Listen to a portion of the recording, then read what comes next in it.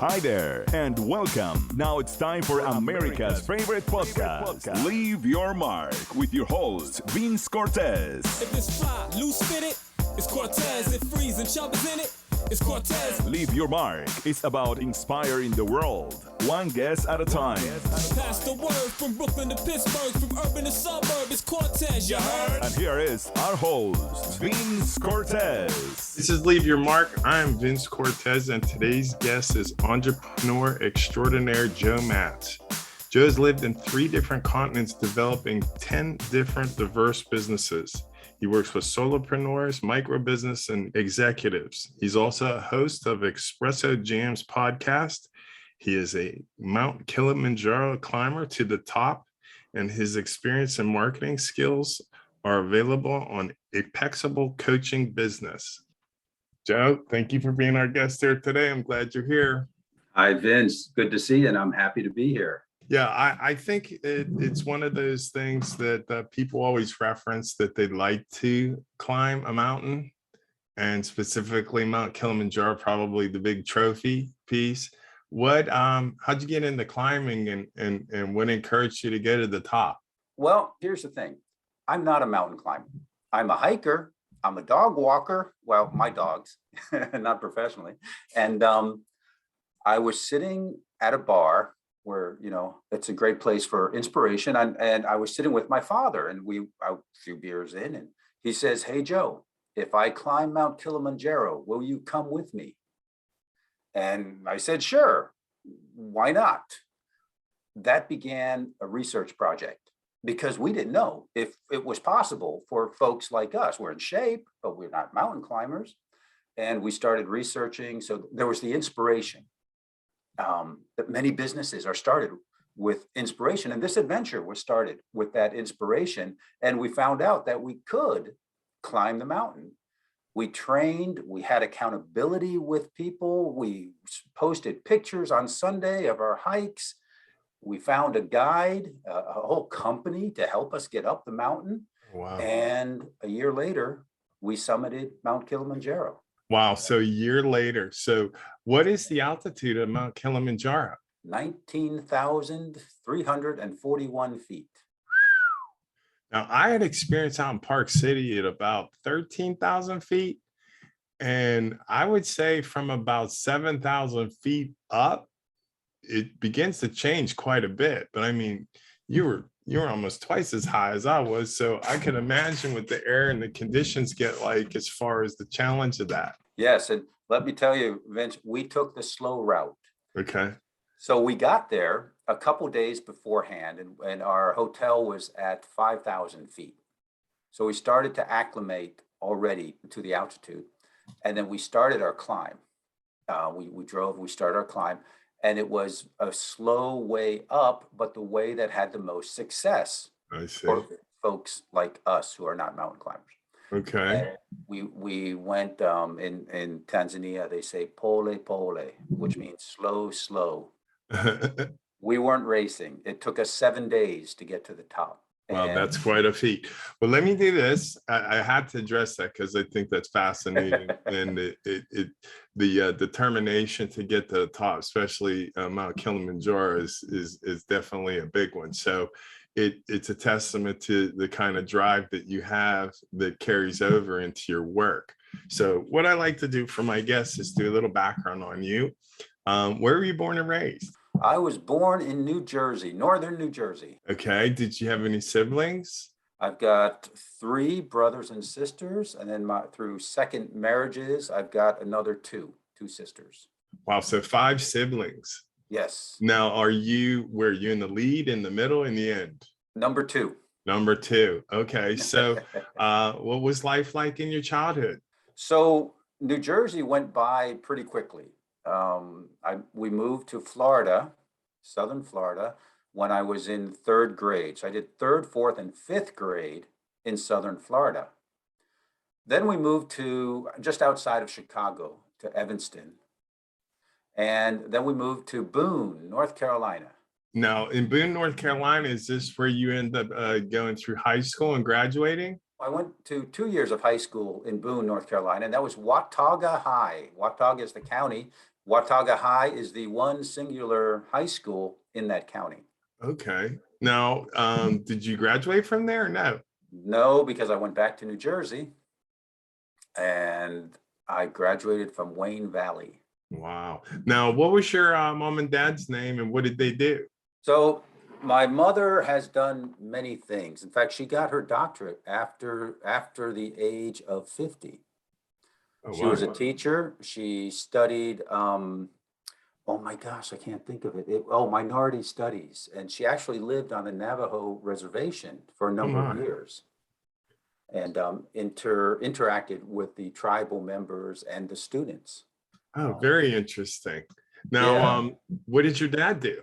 So my dad has a marketing business that's international business at this point.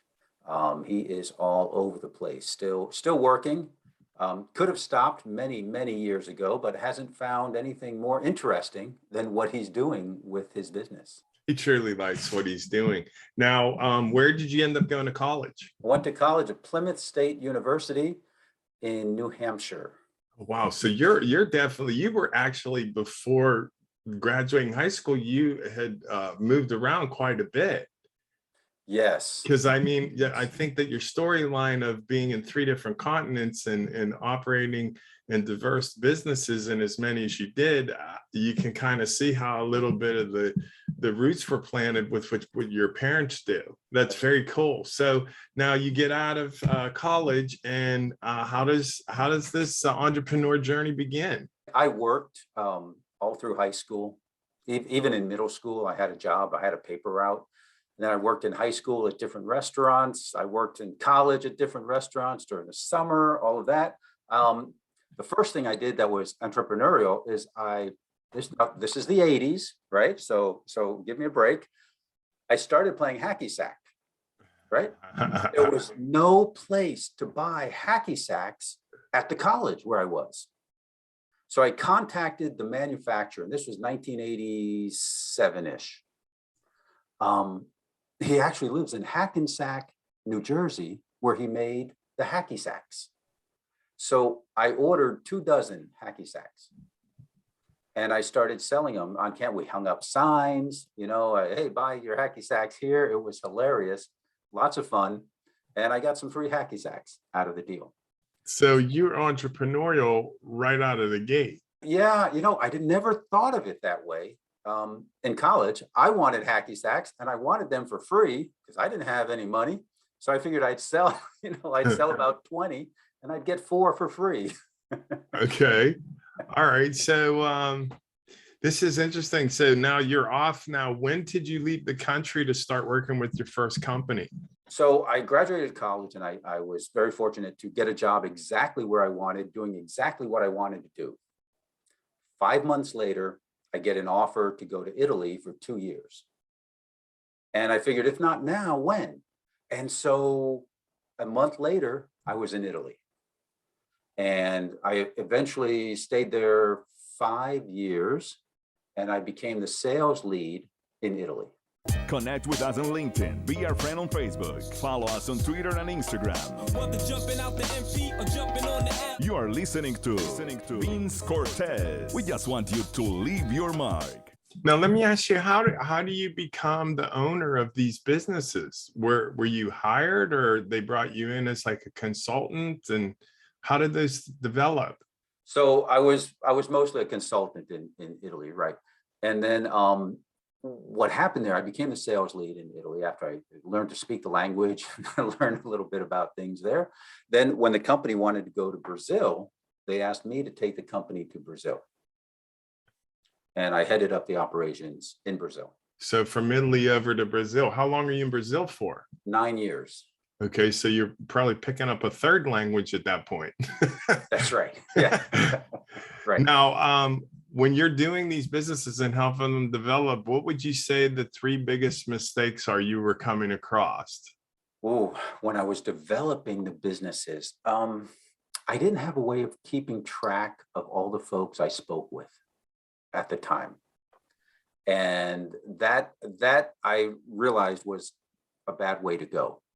So I don't do that anymore. Everyone I talk with, I keep in touch. I keep in touch. I keep their name I'm guessing this is all pre-artificial intelligence as well. yeah, this was all in the late 80s, early 90s. Okay, so you're tracking it. You got an Excel spreadsheet and you're dropping them in there manually if you're remembering to do that. Right, exactly. Okay, so now how long? So you're in Brazil for 10 years now. When do you wind up in the third continent and what were you doing there? Well, okay, so Brazil was the third continent, right? Okay. North America, Europe, Oh, South okay. America. And I started a couple businesses in South America at that time. And then after the 9 years in Brazil, I went back to Italy. And I got tired of doing what I was doing, Vince. How much different is what you were doing to what you are now? I got on the speaking circuit in Brazil and I traveled all over Brazil. It was fantastic. I met wonderful people. I saw a whole lot of the country. And I realized I kept saying the same thing, different audiences, but my speech was the same. Okay. And when I left Brazil, I kind of figured everybody knows all that stuff already. And I'm bored with it. So let's change. So I got out of the business. At that time, you're not consulting anymore at this point. Is that how that goes? Well, I am, but it's different. Do I get into sales, consulting and coaching? Yeah, I do. How many years was your journey at this point? You're about 25, 30 years into this? Let's see, 5 years in Italy and then 9 in Brazil and then back to Italy for 4. Oh, so wow. 18 years overseas. Okay, so you've now taken this experience and kind of moving forward. I want to ask you a couple questions here. So when do you come up with the idea of what you're currently doing? When I figured out that I like to improve things. I like to improve things so much that it's difficult for me to look at a situation and not think of how to make it better. Okay. Now, just to kind of interject there, you have something that you called create a signature program. Does it tie in with what you just said?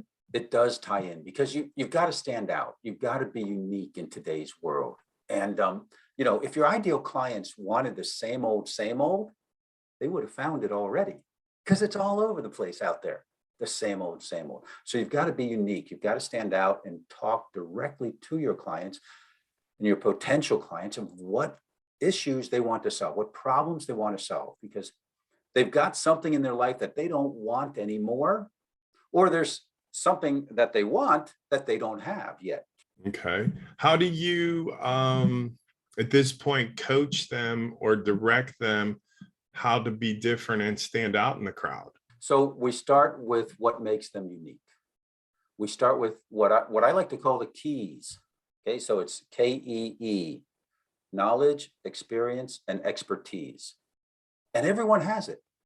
Everyone has it. And it might be that you figured out how to fix your own bicycle and you had a process of figuring out the mechanics. Or it might be that I have a client, she's got 2 children. She's a wife, full-time mother. She's a wife. She's a mother of 2 little kids. She has a full-time job and a side hustle. And she figured out how to do that. And with her time management, delegation, she figured all that out. And that's her expertise, because how many women and men are in that situation now where they're the primary caregiver, they're taking care of the house and everything, and have a job and a side hustle, and they're frantic and overwhelmed. Well, she's figured out how not to be frantic and overwhelmed. And let me ask you this. How does being unique help get more clients and sales? Because people are looking for what you've got. Okay, if I continue that example of the woman who figured that out. Oh, okay. Now, if people are going to be looking for her, so she's got to market her uniqueness and what she's done, because out of 7 billion people in the world, there's got to be at least 100, maybe 1,000 in that same situation right now, today, looking for help. But they're going to look for something specific. I'll give you an example. When we were training for Kilimanjaro, right? You like how I circle back there? When we were training for Kilimanjaro, my dad wanted some help with training. right? Getting ready to climb a mountain. He's not a spring chicken. He's in shape, but he's not a spring chicken. So he goes online and he looks for coaches to help him get in shape, and fitness coaches. And you see, get rid of your dad bod, lose 30 pounds in 30 days, all that stuff, right? There was one guy that said, I help middle-aged men climb mountains. Guess who my dad called? Okay. Because it spoke directly to his problem that he wanted to solve. So that coach had niched down, and he trains middle-aged men to climb mountains. Right? All those other folks, okay, they'll find other clients, and other clients will be their ideal clients, but not my dad. Right. So that's how you stand out, as an example, to talk directly to the people who are looking for the exact problem that you solve or the solution that you offer. If you are listening from Australia, Florida, or just from around the corner, From East Coast to West Coast outlets, if you're not into the dirty South straight, make a left and body. contact us. Leave your mark with your host, Vince Cortese. Let me ask you, what is the biggest mistake you see solopreneurs making? They underestimate their own uniqueness and their own genius. I think we all have the genius zone, right? We all have a zone where we operate in, and we all have that expertise, that knowledge, experience, and expertise. And we can use that to build a business. I say we, because I'm in that group too, right? My problem was I didn't realize what my expertise was. I needed someone outside of myself to look in and say, Joe, you're like an expert in starting over. And I'm like, oh no, I don't want to be an expert in starting over. That's a lot of work. What you're saying there is a lot of what an entrepreneur, a solopreneur does is they're on their own roadmap. And so that idea of not having an administrator, somebody above you helping guide you, those decisions can be a little bit more haphazard. You're spending time and spending money on something you shouldn't be doing because of your naivety. Right. And or you're want to do it and you're doing it, but you're doing it the wrong way, and you're not going to attract people. So this is the kind of stuff that's exciting with the internet now, with as much self-learning and the proverbial side hustle going on, and your ability to step in with your experience and help these people get organized and move forward. So what I'd like to do is I want to ask you, how did your Mount Kilimanjaro experience relate to your business? So I just saw a lot of parallels in the Kilimanjaro experience. Number one was the question, do we want to do this? And then the follow-up question, can we do this? Is it possible? Who's done it before was another question we asked. And we looked at what was out there already. We said, who can help us get up the mountain? And what knowledge do we need to get up the mountain, to prepare to get up that mountain? What training do we need? What do we need to learn? What structures do we need? What do we need to buy? Not everyone had the boots that were right. Not everyone had the jackets that were correct, or the backpacks. So we had to find out what we needed. We didn't know what we didn't know. So we did a lot of research. The other thing I learned, I learned in the ongoing thing, we formed a group, right? It was my family, actually, brothers, sisters, brother-in-law, we all climbed in. And we decided that we would train on the weekends, of course, right? So, but Sunday night, we would all post in our private Facebook group the pictures of where we had hiked on the weekend. And you did not want to arrive Sunday evening and not have a picture, because then we knew you weren't training. So there's that accountability. There's the teamwork. We came together for a goal. We trained individually for the most part, but we came together with a common goal and a common objective. The other thing, Vince, is we were 8 climbers, and we had a team of 46 people to help us get up that mountain. Wow. Because, well, you talk about climbing a mountain, we're roughing it, but we weren't roughing it that much, because we had we had cooks. We didn't have to carry any food. We had fresh eggs that were brought up the mountain in the morning. We ate very well because we needed the energy. We had with us who carried the oxygen tank, and he was the medical officer there. And if there was any trouble that he would know, he would help us. We had our pulse checked and our oxygen saturation level checked every day, twice a day. So all these people, we had the folks who brought the food, we had the cook, we had the guys who brought the tents and carried the tents. And then, we had the guys who brought the bathroom, the portable porta potty that we brought up the mountain. So in total, 46 people to help 8 of us get up the mountain. Wow. That's an amazing team. So these gentlemen and women are all specialists in niche areas of helping you get up the mountain then? Out of the 46, there were the specialists, and then there were the porters. They're starting their journey. The lead guide started as a simple porter. Oh, wow. And I say simple, not to disparage anyone. Their main job was to carry stuff up the mountain.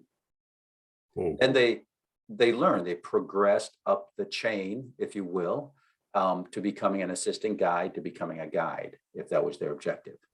So this experience then, based on what you're saying, structurally was like the top 10 or 15 components of putting a business together.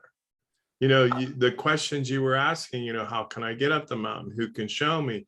What equipment will we need? So your handful of that first series of questions is all applicable in business, Yes. when you're going to find your market and move forward.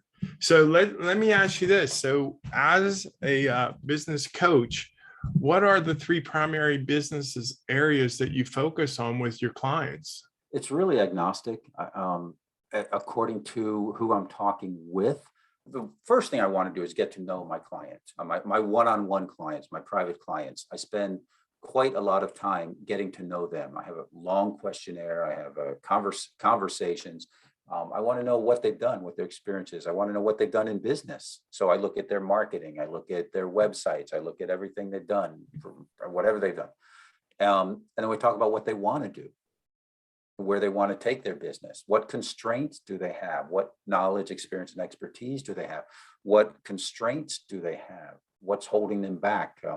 Why, there's a whole lot of that, right?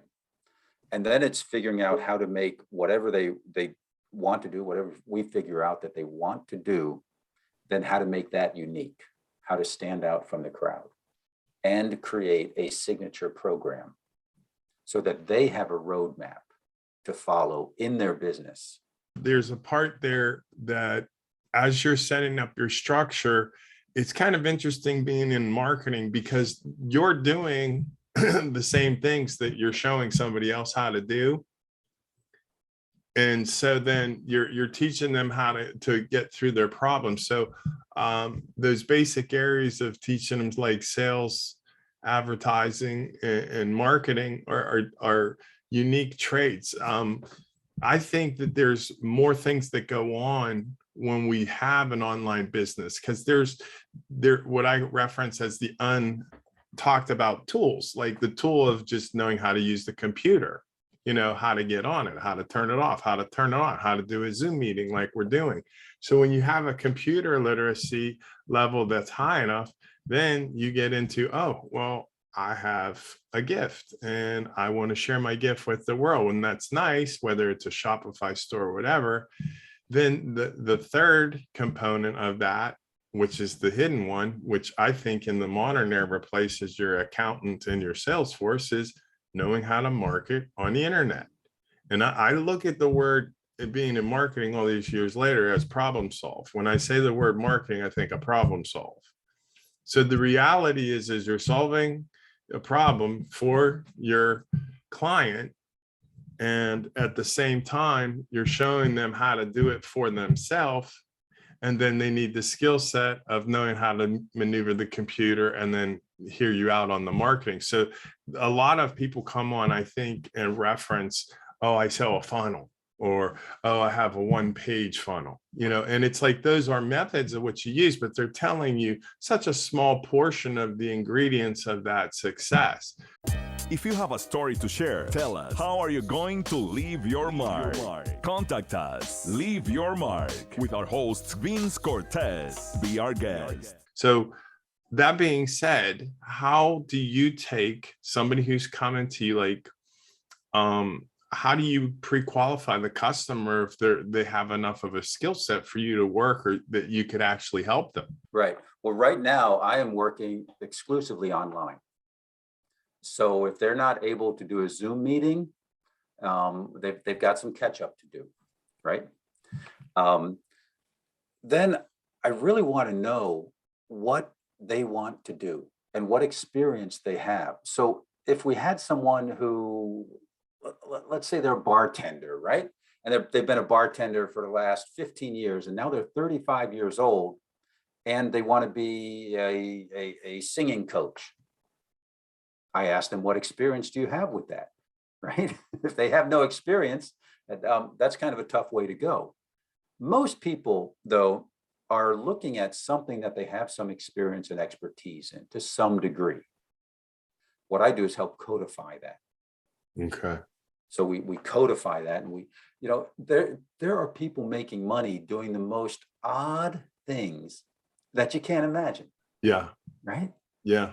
It's wide open in this era right now. It's wide open because of the internet.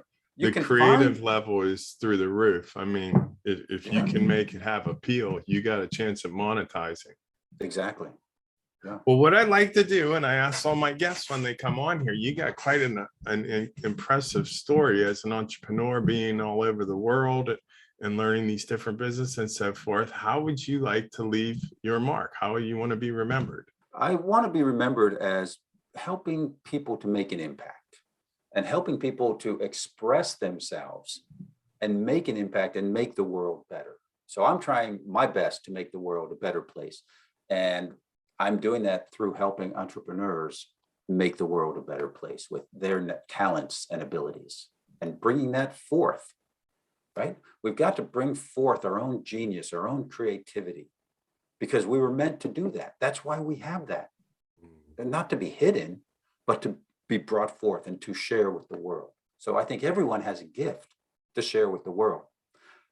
The challenge is finding that gift sometimes. So your category of being a business transformation gapologist is what is exactly in order here, as far as you helping your clients out and kind of bridging the gap for these people that have the idea, have the desire, but don't know how. Right. Exactly. I want to thank you for coming by today, Joe. I know you're a busy man. I am so happy to be here, Vince. I mean, this is great. Can I talk about a tool that is available? Yeah, please go ahead and share. So I've got what I call an action guide to find your expertise, your knowledge, experience, and expertise, and to help to start to codify that. It's a free PDF. You can find it on my website. I'm sure that'll be in the show notes. And I would encourage everyone to download that, read through it, and go through the exercise and start codifying your genius. Excellent. Now, where are the other places? What's the name of your website and your LinkedIn page and so forth, so we can get a hold of you and any other contact information you have?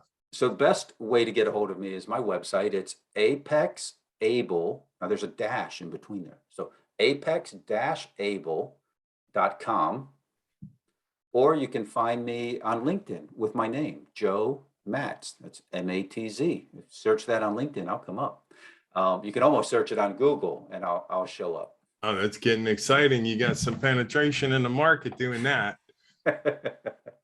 Yeah, so that you can find the free resources there. You can find how to contact me, and you can find my podcast there, Espresso Jams, Small Business Interviews. That's great. I like your PDF sheet there too, to help people get clear in their minds what it is they're good at, and kind of have a better self-analysis and probably makes your job a lot easier. But I'm curious to have a look at that myself.